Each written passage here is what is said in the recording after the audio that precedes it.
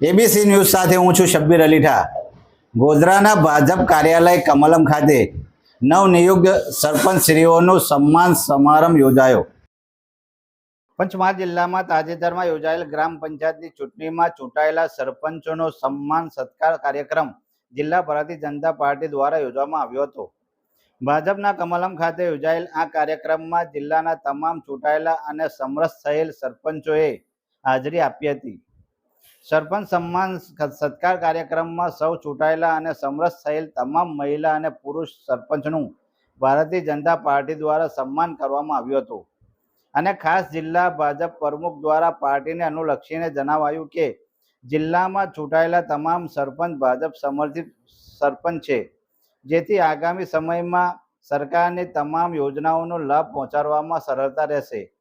આ કાર્યક્રમમાં હાજર કાલોલના ધારાસભ્ય અને મોરો આરવના ધારાસભ્યએ સરપંચને ગામડાના સાચા સેવક બનવા અપીલ કરી અને સૂચન પણ કર્યું કે સરપંચ બની ગામમાં વિકાસ થાય એવા કામો કરશો।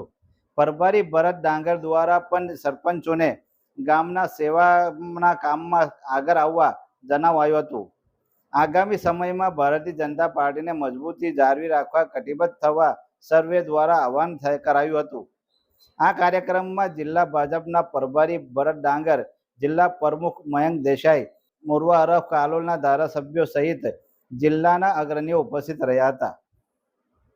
આજરોજ પંચમહાલ જિલ્લા ભારતીય જનતા પાર્ટી તરફથી નવનિયુક્ત સરપંચશ્રીઓ જે ગ્રામ પંચાયતની પંચમહાલ જિલ્લાની અંદર ચૂંટણીઓ થઈ, જેની અંદર સમરસ ગ્રામ પંચાયત થઈ અને જે ચૂંટણીની અંદર વિજેતા સરપંચશ્રીઓ થયા, એના 163 જેવી ચૂંટણી થઈ પંચમહાલ જિલ્લાની અંદરથી। એમાંથી 155 સરપંચો આજે એ ગાડી પંચમહાલ જિલ્લા ભારતીય જનતા પાર્ટી ભાજપ સમર્પિત હાજર હતા, જેઓનું સન્માન સમારોહ અમારા જિલ્લાના પ્રભારી ભરતભાઈ ડાંગર સાહેબ, અમારી સમગ્ર ભારતીય જનતા પાર્ટી પંચમહાલ જિલ્લાની ટીમ અને અમારા દરેક મંડળના પ્રમુખશ્રીઓ અને મહામંત્રીશ્રીઓ સૌ હાજર રહીને આજે સરપંચોને નો સન્માન સમારોહ રાખ્યો, એમનું સ્વાગત કર્યું અને પાર્ટીની જે સૂચનાઓ હતી, પાર્ટીના જે કાર્યક્રમો હતા આગામી દિવસની અંદર જે સંકલ્પથી સિદ્ધિ અમારા દેશના વડાપ્રધાન મોદી સાહેબને જે 11 વર્ષ થયા છે અને જે વયવંદનાનો કાર્યક્રમ અત્યારે હાલમાં ચાલી રહ્યો એના વિશે પણ માહિતી આપી